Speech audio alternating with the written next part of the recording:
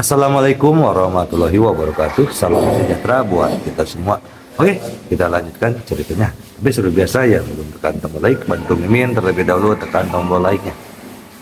Bab 2989 sampai bab 2992. Di kota Tianqi, semua orang tahu bahwa Ye Junlin akan menyerah. Semua orang bersemangat. Sekarang kekayaan sumber daya Ye Junlin bukan hanya milik mereka. Bahkan rahasia sumber daya di belakangnya adalah milik mereka. Sekarang, 14 organisasi tentara bayaran telah melakukan penyergapan di luar kota Tianqi, siap mematuhi perintah Ye Junlin kapan saja. Saya melihat Ye Junlin dan rombongannya tiba di luar kota Tianqi dengan pesawat. Mereka semua menjadi gugup, tugasnya nanti mungkin adalah bergegas langsung ke kota kiamat. Dan Ye Junlin begitu berani hingga dia datang langsung ke kota Tianqi. Tak lama kemudian, pesawat langsung mendarat di kota Tianqi. Orang-orang kuat dari Kekaisaran Kiamat tidak menghentikannya. Bagaimanapun, menurut mereka, Ye Junlin dan partainya menyerah. Mengapa mereka menghentikannya? Organisasi tentara bayaran yang menyergap di luar kota mulai bertanya, apakah ada perintah misi? Kita semua sudah siap atur tugas apapun yang dimiliki Ye Junlin. Iya, tanyakan pada Ye Junlin, apa sebenarnya yang Anda ingin kami lakukan? Dokter Kegelapan baru saja mengirimkan perintah, mari kita tunggu di luar kota, dia akan mengeluarkan misinya nanti. Tak lama kemudian, perintah Dokter Kegelapan disebarkan ke seluruh organisasi perekrutan. Hal ini membuat mereka semakin bingung. Apa yang sedang dilakukan Ye Junlin? Ini bukan tentang berkompromi dan menyerah, apalagi yang bisa dia lakukan. Hal ini membuat mereka semua gatal dan ingin melihat sendiri apa yang terjadi. Tapi semua orang hanya bisa berbaring dan menunggu instruksi Ye Junlin. Pasukan lain dari berbagai negara yang memperhatikan Ye Junlin dan Kekaisaran Kiamat melihat Ye Junlin tiba-tiba datang ke kota kiamat. Mereka semua tercengang, ini bukan gaya Ye Junlin. Mengapa dia datang ke kota Tianqi? Apakah Ye Junlin benar-benar berkompromi? Ingin menyerahkan sumber daya? Ingin memberitahukan rahasianya? Ini sangat merugikan kekuatan seperti kerajaan Zhanxiong. Ini sama saja dengan memasukkannya langsung ke mulut Kekaisaran Kiamat. Mereka bahkan tidak punya waktu untuk bereaksi. Mereka semua menunggu pertempuran antara Ye Junlin dan Kekaisaran Kiamat. Lalu masuk lagi. Kini tanpa berkelahi atau berbicara, Ye Junlin sepertinya sudah langsung menyerah. Terburu-buru, semua orang tidak sabar seperti semut di panci panas. Organisasi Revenge Hydra menjadi semakin marah ketika mereka mengetahui bahwa Ye Junlin telah pergi ke kota Tianqi. Kami sudah lama mengatakan bahwa Ye Junlin adalah seorang pengecut. Dia tidak berani membalas dendam pada Hydra karena takut mati. Petik 2. Banyak orang yang tidak percaya pada awalnya, mereka mengatakan bahwa Ye Junlin sangat keras kepala sehingga dia akan melakukannya. Lebih baik mati daripada menyerah. Apakah kamu percaya sekarang? Saya pikir dia keras kepala. Dia mampu bertarung dengan Kekaisaran Kiamat. Tetapi siapa sangka dia akan menyerah begitu saja dan berkompromi. Takut dia menyerahkan perawatan putrinya, pengecut, tidak ada gunanya, tidak layak menjadi laki-laki dan ayah. Mereka memarahinya dengan keras, kelompok penculik moral di Daxia memarahinya lebih keras lagi. Semua orang menyalahkan Ye Junlin karena tidak memberikan sumber daya kepada Daxia, meskipun dia menceritakan rahasia cara mendapatkan sumber daya tersebut. Tidak ada hasil, sekarang karena takut, saya harus menyerahkan semua ini kepada kekuatan lain. Hal ini menimbulkan ancaman yang lebih besar bagi Daxia. Memarahi, semua orang memarahi Ye Junlin sampai dia mati. Seolah-olah Ye Junlin telah melakukan kejahatan keji. Di kota Tianqi, kabar kedatangan Ye Junlin dan rombongannya telah sampai ke telinga Kaisar Apokalips III. Ngomong-ngomong, di mana organisasi tentara bayaran itu? ku dengar hari kiamat akan datang bagi organisasi tentara bayaran terkuat, di mana mereka? Tanya Kaisar Apokalipse 3. Hilang. Semua organisasi tentara bayaran telah menghilang. Kemungkinan besar mereka telah mundur, Ye Junlin telah menyerah. Apa yang mereka lakukan di sini? Departemen Intelijen Kekaisaran Kiamat segera melaporkan situasinya. Jika organisasi perekrutan pergi ke tempat lain, mereka masih akan mengetahuinya. Namun sekelompok orang ini kebetulan berada di luar kota Tianqi, bersembunyi tepat di depan hidung mereka. Inilah kegelapan di bawah lampu, hal-hal yang tidak pernah terpikirkan oleh Kekaisaran Kiamat. Organisasi ketenagakerjaan belum keluar, Ye Junlin tidak akan menyerah.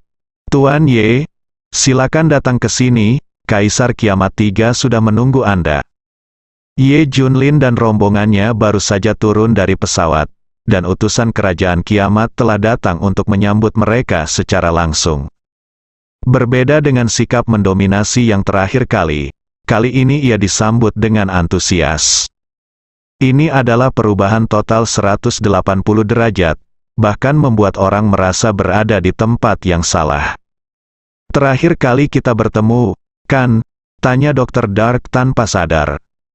Perubahan wajah ini terlalu cepat, dia tidak tahan. Ye Junlin tampak tenang. Mereka semua mengerti mengapa terjadi perubahan seperti itu. Mereka semua mengira Ye Junlin datang untuk menyerah. Itulah mengapa mereka begitu antusias. Mereka masih harus menunggu Ye Junlin mengungkap rahasia sumber dayanya. Bagaimana mungkin Anda tidak antusias saat Ye Junlin masuk? Kaisar Apokalipse 3 segera memerintahkan, tutup seluruh kota kiamat. Saya tidak ingin apapun yang terjadi selanjutnya diketahui orang luar, terutama rahasia sumber daya. Kaisar Apokalipse 3 membuat keputusan yang sama seperti pangeran tertua naga hitam kerajaan. Takut orang lain tahu apa yang terjadi di dalam. Hasilnya, seluruh kota kiamat langsung disegel. Jangan biarkan orang luar tahu apa yang sedang terjadi. Dia ingin menjaga rahasia sumber daya untuk dirinya sendiri. Bagaimana cara memberitahu orang luar? Segera. Sebanyak 30 dewa menggunakan metode mereka. Badai energi spiritual mengamuk di sekitar kota kiamat, akhirnya membentuk perisai tak kasat mata yang menyelimuti seluruh kota kiamat. Ini setara dengan mengisolasi kota kiamat dari dunia. Apa yang terjadi di kota kiamat, bahkan suara apapun yang terdengar, dan di mana cahaya dihasilkan, tidak akan diketahui dunia luar. Meskipun sekuat kerajaan beruang perang, ia tidak dapat menembus perisai ini. Ketahui apa yang terjadi, bagaimanapun, mereka berada di level yang sama dan tidak bisa berbuat apa-apa satu sama lain. Konyol, cemas, tapi setelah kota Tianqi disegel, semua orang tercengang. Sekarang rahasianya disimpan untuk dirinya sendiri. Kecuali kerajaan beruang perang mengirimkan orang kuat untuk langsung menyerang Kekaisaran Kiamat. Tidak ada jalan lain. Tapi dia tidak bisa melakukan itu. Maka kekuatan lain bahkan lebih tidak berguna. Pada saat ini, Ye Junlin telah tiba di pusat kota-kota Tianqi. Alun-alun besar itu dipenuhi orang. Selain lebih dari 900 dewa, ada ratusan ribu orang berkuasa. Ada banyak orang kuat di pinggiran. Untuk mencegah terjadinya kecelakaan, Kaisar Kiamat 3 sengaja mengumpulkan semua orang yang berkuasa. Mengejutkan, sangat mengejutkan, Ye Junlin dan mereka bertiga agak tidak penting. Segera datang ke depan, duduk di singgasana di atas adalah Kaisar Tianqi 3. Kaisar Apokalipse 3 tertawa dan berkata, "Saya adalah Raja Daxia. Saya benar-benar tidak menyangka Anda akan datang, hahaha." Implikasinya adalah, saya tidak mengharapkan Anda untuk berkompromi dan menyerah. Dunia luar menyebarkan rumor tentang Ye Junlin sebagai dewa, berpikir bahwa dia tidak mungkin datang. Sekarang tidak terduga, dia sebenarnya datang atas inisiatifnya sendiri. Ye Junlin tersenyum, ada banyak hal yang tidak kamu duga. Kaisar Apokalipse 3 merasa senang setelah mendengar ini. Ye Junlin akan menceritakan rahasia sumber daya. Seluruh kekaisaran kiamat sangat bersemangat. Akhirnya tiba waktunya untuk mengungkap rahasia sumber dayanya. Mereka semua mulai membayangkan masa depan yang lebih baik. Jika kita memiliki sumber daya ini, kita mungkin bisa bersaing dengan negara beruang perang. Ye Junlin melihat sekeliling dan bertanya kepada Kaisar Apokalips III, apakah semua dewamu ada di sini? Mendengar pertanyaan ini, Kaisar Apokalips III dipenuhi dengan kebanggaan. Yang lainnya juga menjadi bangga, dengan punggung tegak dan dada terangkat. Semua orang bersemangat, sangat bangga. Kaisar Apokalips III tertawa dan berkata, "Ya, benar, semua 937 dewa kekaisaran kiamat kita ada di sini." Boom! Pada saat yang sama, lebih dari 900 dewa kekaisaran kiamat melepaskan paun luar biasa napas. Mengejutkan dunia, Ye Junlin tiba-tiba tertawa, "Baiklah, hari ini aku akan membunuh semua dewa di kerajaan kiamatmu." Hah, semua orang sedikit bingung. Jika kata-katanya tidak mengejutkan, maka saya akan mati. Begitu Ye Junlin mengatakan ini, semua orang merasa mereka salah dengar. Apa yang dia katakan? Sepertinya saya tidak mendengar dengan jelas. Bukankah kamu di sini untuk menyerah? Kenapa kamu masih ingin membunuh dewa atau semacamnya? Tidak ada yang mengerti, belum lagi memahami maksud Ye Junlin. Mereka bahkan tidak mendengarkan apa yang dikatakan Ye Junlin. Setelah tertegun lama, beberapa pejabat senior di sebelah Kaisar Kiamat III tanpa sadar tertawa dan berkata, "Tuan Ye, apakah Anda bercanda?" Mereka mendengar apa yang dikatakan Ye Junlin dengan jelas, dan mereka semua mengira Ye Junlin sedang bercanda. Lagi pula, perkataan Ye Junlin sangat mengejutkan. Ye Junlin memikirkan sesuatu dan melihat orang-orang kuat yang padat di kedua sisi. Matanya menatap langsung ke semua dewa, melihat ke arah orang-orang kuat di belakang yang memiliki potensi menjadi dewa. Ngomong-ngomong, itu mereka, bunuh mereka semua. Mereka tidak hanya akan membunuh semua dewa, tapi mereka juga akan melenyapkan kalian semua yang berpotensi menjadi dewa. Kata Ye Junlin dengan tenang, pemusnahan pembantaian. Itu untuk menghilangkan kemungkinan adanya dewa di kekaisaran kiamat. Aku akan membiarkan kerajaan kiamatmu berlalu, dan tidak ada dewa yang akan muncul sekarang atau di masa depan. Pada saat ini, semua orang di kekaisaran kiamat secara bertahap menyadari bahwa Ye Junlin tampaknya tidak berada di sini untuk berkompromi dan menyerah. Dia tampak seperti pembunuh, tujuan tidak jelas. Kaisar Kiamat III bereaksi dan tidak dapat menahan diri untuk bertanya, "Apa maksudmu, Ye Junlin? Bukankah kamu datang untuk berkompromi dan menyerah?" Yang lain menggema, "Itu benar. Bukankah kamu di sini untuk menyerahkan sumber daya dan memberitahu kita rahasia sumber dayanya?"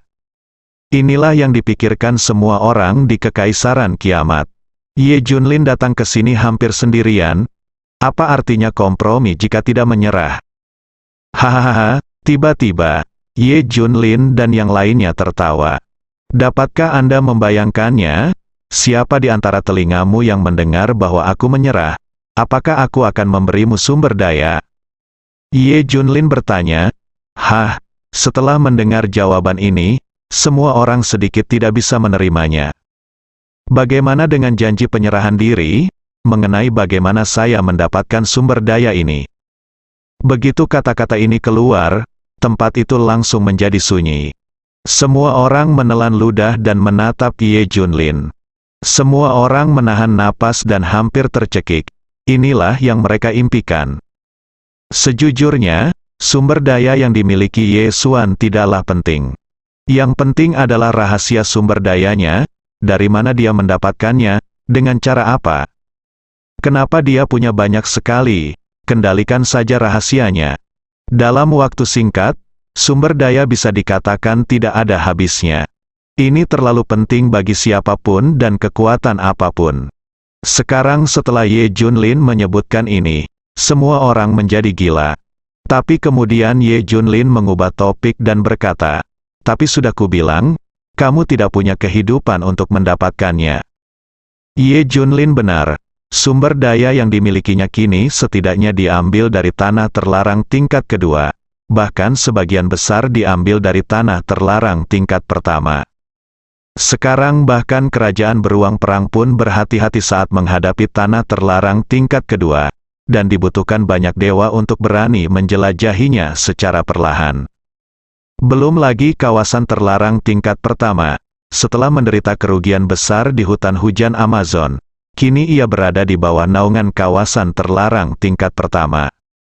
Bahkan jika Ye Junlin memberitahu mereka bahwa sumber daya ini diperoleh di area terlarang tingkat pertama, apakah mereka akan mendapatkannya kembali? Tidak bisa, tidak apa-apa untuk memberitahumu, aku mendapatkan sumber daya ini dari tanah terlarang tingkat pertama dan tanah terlarang tingkat kedua, sedangkan untuk tanah terlarang tingkat ketiga, apakah itu kristal energi spiritual atau material surgawi dan harta duniawi, kualitasnya terlalu miskin. Kata Ye Junlin, sumber daya apa yang berasal dari tanah terlarang tingkat pertama? Setelah mendengar apa yang dikatakan Ye Junlin, semua orang jelas tidak mempercayainya. Bagaimana dengan sumber daya ini dari Ye Junlin berkualitas super tinggi? Ini memang merupakan area terlarang tingkat pertama. Tapi Ye Junlin pergi untuk mendapatkan sumber daya dari area terlarang tingkat pertama. Siapa yang kamu bodohi? Ye Junlin, kamu berbicara omong kosong. Semua orang setuju bahwa Ye Junlin berbicara omong kosong. Ini sepenuhnya mustahil. Ye Junlin sedang mempermainkan mereka. Kaisar Agung, sepertinya dia tidak mau membocorkan rahasia sumber daya, dia masih mempermainkan kita. Ya, sepertinya dia tidak akan menyerahkan sumber dayanya. Semua orang berkata satu demi satu lain. Ye Junlin, apa maksudmu? Apakah kamu tidak akan menyerahkan sumber daya dan rahasia? Kaisar Apokalipse III bertanya dengan keras. Semua orang memandang Ye Junlin dengan mata ragu. Mereka bertiga datang dan kemudian tidak menyerahkan sumber dayanya. Apa yang akan mereka lakukan? Tentu saja tidak. Saya di sini hari ini untuk membunuh semua dewa dan calon dewa di negara Anda. Ayo pergi bersama. Ye Junlin berkata dengan tenang, hahaha. Tapi ketika mereka mendengar ini, semua orang tertawa. Semua tertawa terbahak-bahak. Menurutku Ye Junlin bodoh. Ingin membunuh semua dewa dan calon dewa di seluruh kekaisaran kiamat. Jumlahnya hampir ribuan atau puluhan ribu orang. Bagaimana mungkin Ye Junlin bisa terjadi? Semua orang di kota kekaisaran Tianqi tertawa. Melihat Ye Junlin seperti melihat orang bodoh. Dentang, dentang, dentang, dentang. Tapi tiba-tiba terdengar suara pedang yang menakutkan meledak di udara. Itu seperti guntur mengerikan dari 9 surga yang jatuh, memancarkan kekuatan yang mengepul dari surga. Boom, dalam sekejap, rambut semua orang berdiri tegak, darah mereka mengalir ke belakang, dan udara dingin mengalir dari telapak kaki mereka ke langit. Pedang, semua orang melihat pedang melayang di depan Ye Junlin. Itu memancarkan tekanan mengerikan yang tiada taranya. Energi pedang yang menakutkan melonjak seperti badai. Niat pedang menembus ke setiap sudut dan ke dalam hati setiap orang, seperti jatuh ke dalam gua es berusia 1000 tahun dan dewa kematian datang. Pedang ini familiar bagi semua orang, bahkan sedikit familiar. Lagi pula, ketika kesengsaraan ilahi membunuh 50 dewa kerajaan bintang, hal itu diketahui banyak orang. Tapi sekarang semua orang di kerajaan kiamat bingung. Saya tidak bisa bereaksi sama sekali untuk beberapa saat. Akrab namun aneh, tiba-tiba, bencana ilahi berubah menjadi sambaran petir dan meledak. Dewa yang kuat di sebelah Kaisar Kiamat III terbelah dua, dan darah berceceran. Engah, sebelum ada yang bisa bereaksi, dewa lain di sebelah kanan dibelah dari tengah. Engah, kecepatan pedangnya terlalu cepat, hampir sampai terpesona. Bahkan mata para dewa pun tidak dapat menangkapnya. Belum lagi orang lain, dalam sekejap mata, Lebih dari 30 dewa di sekitar Kaisar Kiamat III semuanya terbunuh. Tidak ada yang bereaksi. Kaisar Kiamat III, yang dilindungi di tengah, ditumpahkan darah berulang kali. Dia sudah lama menjadi pria berdarah, mengerikan. Sangat buruk, Ye Junlin tidak akan bicara omong kosong dan hanya akan menidurimu. Setelah begitu banyak dewa jatuh, yang lain bereaksi satu persatu. Para dewalah yang bereaksi, sementara yang lain masih tercengang. Kecepatan bencana ilahi sangat cepat, bunuh dia. Para dewa yang bereaksi semuanya mendatangi Ye Junlin untuk membunuhnya. Mereka menyadari bahwa Ye Junlin tidaklah sederhana. Kami harus menyerang dengan seluruh kekuatan kami. Kalau tidak, ini mungkin berbahaya. Dengan satu pedang, dia membunuh lebih dari 30 dewa yang menjaga Kaisar Kiamat III. Kekuatan ini terlalu menakutkan, jadi semua dewa yang bereaksi hanya punya satu ide, bunuh Ye Junlin. Tapi Ye Junlin tersenyum menghina, bas-bas. Shen Jie mulai gemetar dengan cepat dan berputar di sekitar Ye Junlin. Kecepatannya menjadi semakin cepat, dan akhirnya berkembang menjadi ribuan pedang yang mengelilingi Ye Junlin. Itu semua adalah bayangan yang disebabkan oleh kecepatan pedang yang terlalu cepat. Dengan efek dikelilingi oleh ribuan pedang, puff-puff, para dewa yang langsung menyerbu sepertinya telah memasuki penggiling daging. Begitu dia bersentuhan dengan lingkaran ini, tubuhnya langsung hancur berkeping-keping dan darah berceceran, pembantaian tanpa pandang bulu. Bahkan tubuh dewa pun seperti macan kertas, hancur berkeping-keping jika disentuh, bersambung.